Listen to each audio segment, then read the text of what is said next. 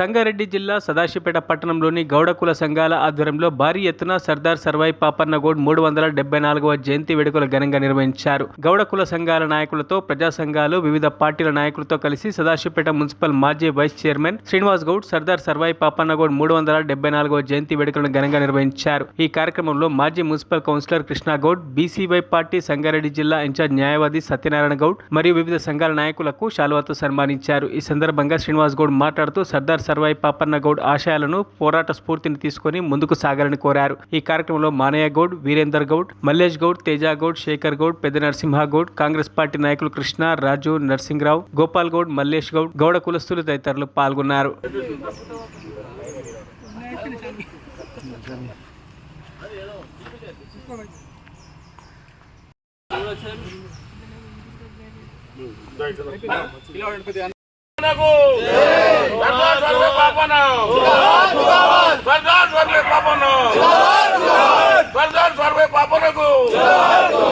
అసలు ఆశయ సాధనకై ప్రతి ఒక్కరు కృషి చేయాలి, మనకు నడుచుకోవాలి.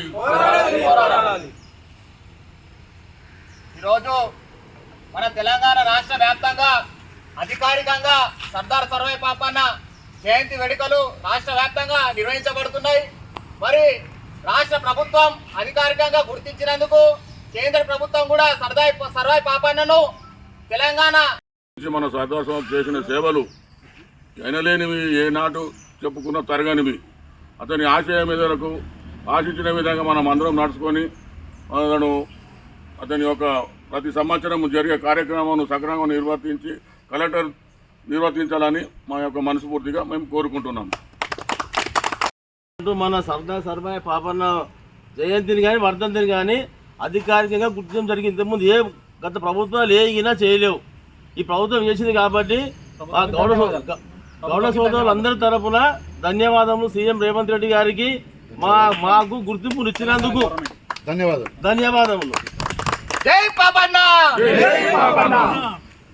మరిన్ని అప్డేట్స్ కోసం మా ఛానల్ని సబ్స్క్రైబ్ చేయండి.